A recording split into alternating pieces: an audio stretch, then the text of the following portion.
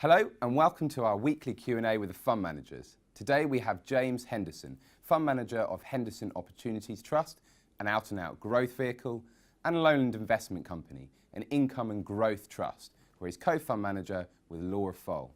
James, welcome to Questioning the Manager. So James, let's start with sterling devaluation. What has been the effect in general on the UK economy and also for the portfolios?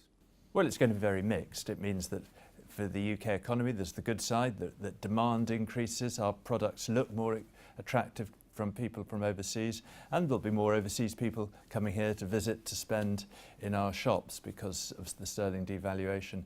The other side of it is that inflation will go up. It's costing us more, the raw materials are costing us more.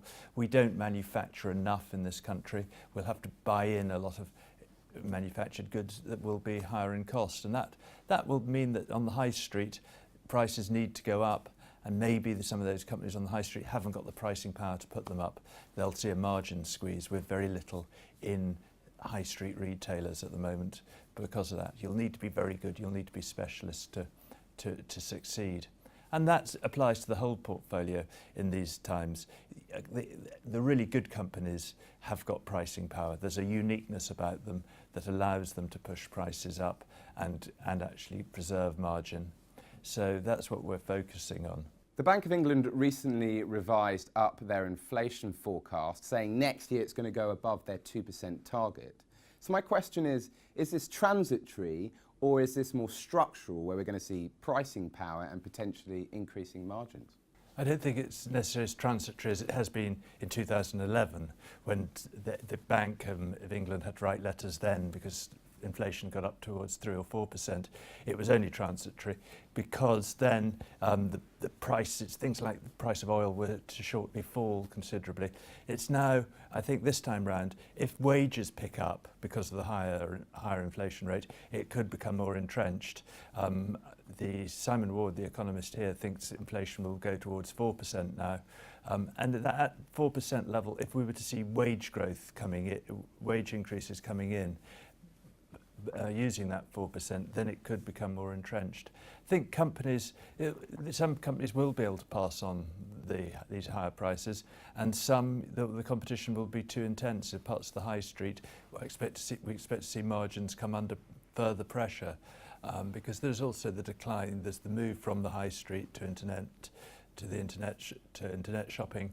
That combined with an environment where the consumer is far from confident means that certain businesses will struggle, whilst the good quality businesses, the businesses that got some uniqueness about them, will be able to push prices up. So it's going to be one of those markets where the really good come out all right. The second division player will struggle. James, we're just going to look to a recent article that you've written recently. It was about your overweight position in industrials and how this is potentially diversifying underlying revenues for the portfolio. Can you explain the pretext of this article? Well, it's a very broad number of companies come in the industrial sphere. So you have Croda making the chemicals that go into products like L'Oreal's products, face cream and things like that, to the aerospace companies that are making stuff for the 787, to something like Hill & Smith in the portfolio, which is a galvanizer, making crash barriers and signs to tell you to slow down when you're going too fast driving. So within industrials, there are lots of different companies. And going back to the earlier point, you can find companies with real uniqueness in the industrial space, companies which have got a niche that others aren't in, so they can command those higher prices. Going back to something like Hill & Smith, as a maker of crash barriers in the UK, they have a very strong position.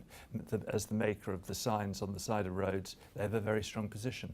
And that allows them, it gives them a certain protection, whilst companies that are more commodity in their manufacturing will have trouble making good operating margins. Okay, finally, James, you are most definitely a stock picker, so can you talk about some new positions for the portfolio?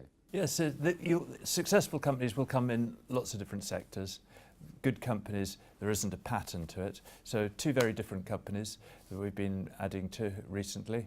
One would be a smaller company, Numis, the stockbroker, grown a position in recent years from being a very small broker to being a medium-sized broker. It's raising a lot of capital for its clients in a difficult market. It's taken on more and more clients as a result.